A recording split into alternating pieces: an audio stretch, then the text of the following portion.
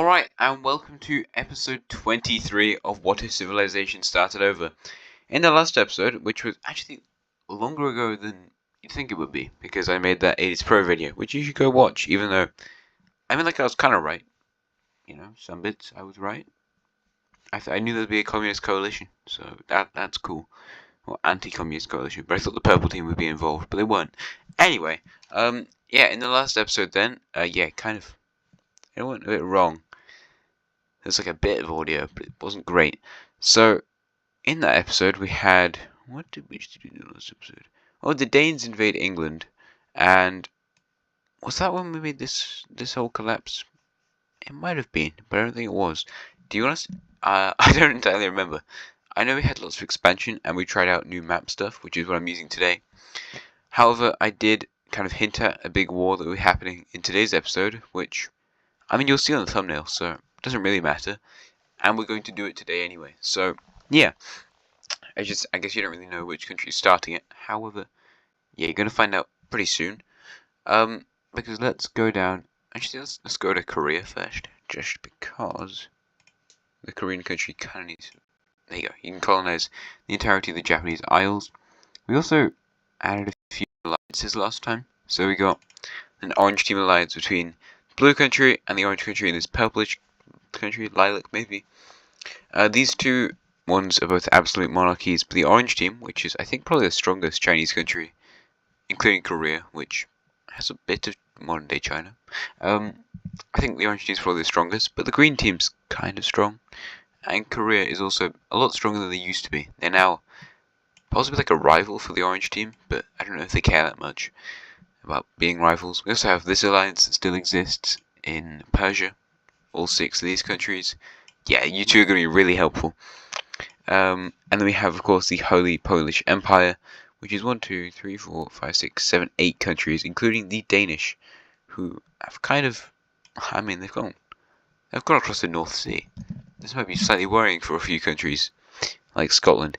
Anyway, let's go to the major war bit. I don't know how long this is going to take. We'll find out, I guess, because Hejaz, good old Hejaz, they love to just start a conflict. You want a surprise? This is actually partly pre-recorded. It's kind of crazy, isn't it? This is actually kind of pre-recorded, so the audio failed after that point, and I'm just watching it on a private video, and then also doing this. This is strange, but kind of fun. I don't know.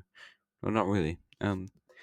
Anyway, we're going to be doing a war in today's episode. Hejaz. I'm actually looking at the top 10 right now.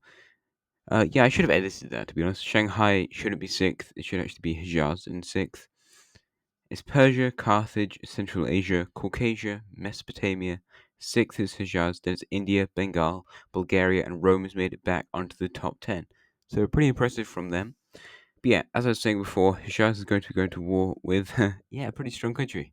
In fact, it's actually going to be Carthage, the second strongest country in the entire world at this point. So that should be fun. I've just the editing's kind of fun here. But I've just moved over to the war bit. Hejaz has invaded the Sinai Peninsula mostly. However, they're going to be signing a pact with the red team where they're going to cede some land. So the red team just wins whatever happens. And also we'll let the red team occupy and then take a bit of territory around the Dead Sea. So that's pretty good. The red team and Hejaz aren't great friends because like opposing religious stuff. Even still, with red team support, Hejaz will manage to invade to like Cairo and lots of the deserty areas of Carthage's Egyptian territory. Carthage will make a rebuttal, however, and they push back along the northern coast, which is the bit they care about the most. They don't really manage to push into the desert that far, however, they take the remaining city on their northern coast. In the orange central Italian country, we see them invade into Italy and get pretty far down the boot. They're not very strong, they're incredibly poor actually. How they defend their city and they capture another one. But yeah, it's not too much for Carthage to just go and invade them. Another pretty weak country joins the war, being the Valencian country. However, it's not really defended over there because the land's not too valuable where they are because they didn't enrich it or anything. So it's pretty good for them.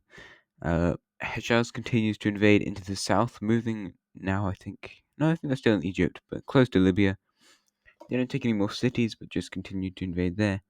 However, are they going to connect with the coast? Yes, they will. They'll reconnect with the coast, and with red team support, they take that city in the Sinai. The Greek country will finally join the war. Well, not finally, but they'll join the war, which is going to be very useful because Greece is probably like 15th maybe.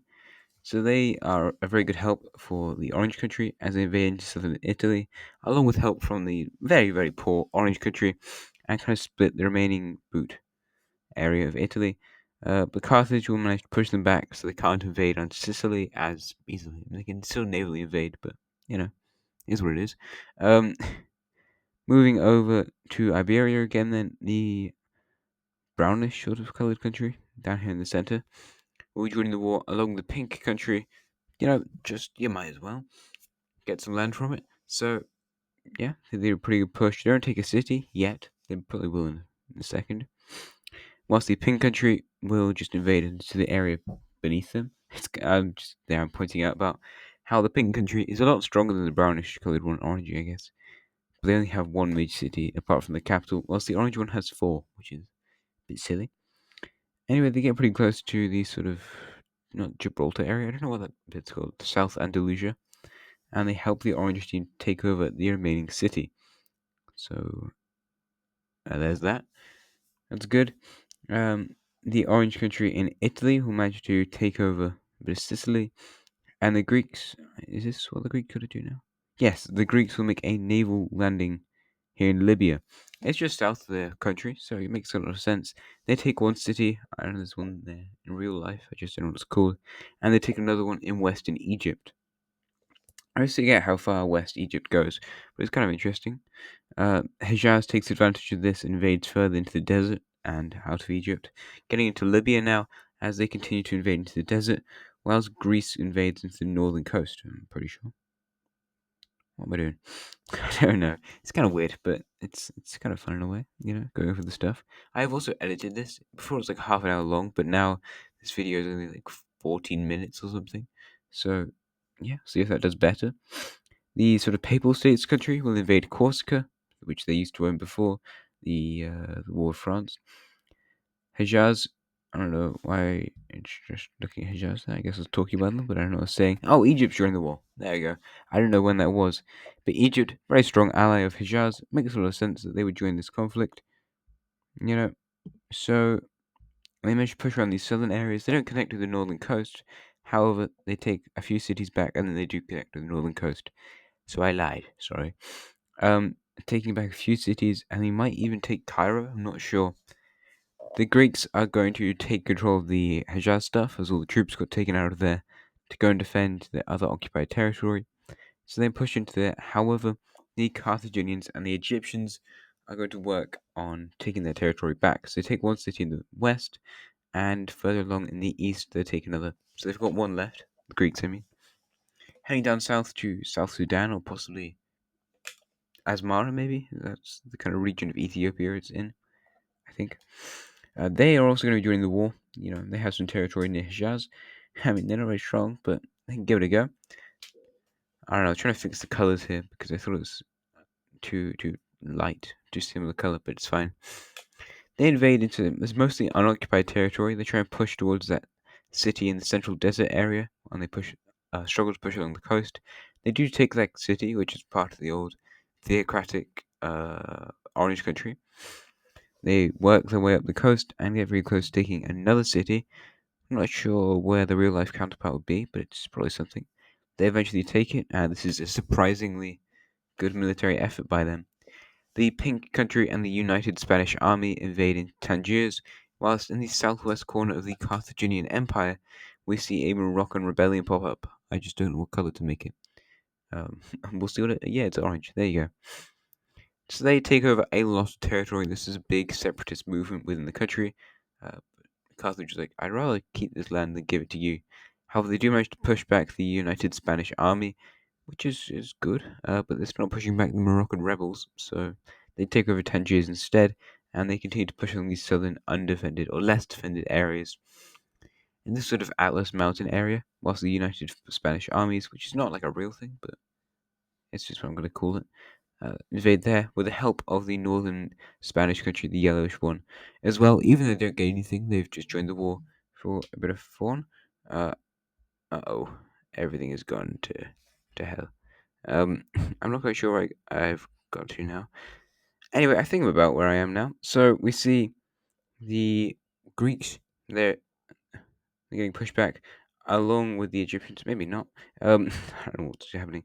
The Egyptians get pushed back by the Hejaz nation, sorry, and however they do manage to make a counteroffensive. But the main bit of Hejaz's strength comes from where They are invading the South Sudanese country. They just weren't really fighting them. I mean, South Sudan's not that strong to take over all of that territory. I might be a few seconds ahead, to be honest. So sorry about that. But yeah, they pushed them entirely out of Hejaz. I just got interrupted. Anyway, they pushed them entirely out of Hejaz, as I just said, sorry. And they begin their invasion into the occupied areas of Yemen and then cross the Gulf of Aden. I couldn't do that dot pixel there. And start invading Eritrea, which is their more core territory, despite the capital being further inland, which is kind of strange, but never mind. So they invade into them. They get very close to taking a city in the north. The capital, well, the economic capital, is probably the sort of central city, which is what I'm pointing it to now. However, it should be too hard to take their real capital. It's a bit deserty. So yeah, there's that. They push around the sort of central, I don't know, western region where there's not that many people, and there's just two cities left. Over on Sardinia, then we see a rebel. It's a country that used to exist, and somebody requested in the comments of the video, so I decided to bring them back. So yeah, they've taken over Sicily, which they didn't used to own, but the old pink Sardinian country has returned. Greece starts to invade into Libya again, and they make pretty good progress, taking another city near Tripoli, and actually getting close to where Tripoli actually is. Yeah, Carthage is not having a great time. Moving over to the west, then, we can see the pink country. They take over the Moroccan rebellion, which isn't as organized as the Spanish front, and they get very close to kind of collapsing the Carthaginians, but they make one final last effort to push them back. Pretty good. And I think they do the same thing for the Greeks. Yeah, there's that for them. Moving on over to the front in the east, all of the Carthaginian troops that were helping out here have been withdrawn, and there were that many, but now they're getting no support, which means that it's not going to be too tricky for the sixth strongest country to invade the 11th. As Hejaz makes its invasion into Egypt, they invade in the north and take two cities kind of close to the Nile, and also invade along the coast. We see them capitulate the whatever it's called, South Sudanese country, and from that country, they invade into Egypt, taking another city on the coast and invading towards another more central one, probably somewhere around the Nile. They invaded to the more western regions of Egypt, which are quite deserty, and they work to try and take the coast, but don't entirely succeed, instead pushing into the deserty regions of the nation. You know, it's alright, I guess. There's probably some people there. Probably a bit of Nile. They kind of surround this remaining coastal city and start to slowly move in before eventually taking it. Sorry, my voice just kind of went there. Anyway, they just start to close in further and further on the Egyptian core territory until finally we see whatever it's called. When they end the war, Carthage has just ended the war, and finally Egypt will also capitulate to the Hejaz Empire. So, looking at a peace treaty, I need to be quick with this. This is just a relooping thing, but Hejaz has taken over lots of the Egyptian territory. The red team's gained some stuff in Israelistan. Hejaz has moved across the Gulf of Aden and taken stuff from South Sudan. Morocco is independent, and all these Spanish countries have got their southern coast. Libya exists, independent Sicily, Sardinia thing. Papal States got Corsica, and Greece got nothing, but Libya's allied to them. Anyway, have a nice rest of your day, and I'll see you again next time. Actually, got a lot longer on this video, apparently. Never mind. I should say a bit over again. You can probably just end the video now. Anyway, have a nice rest of your day, and thank you for watching. Goodbye.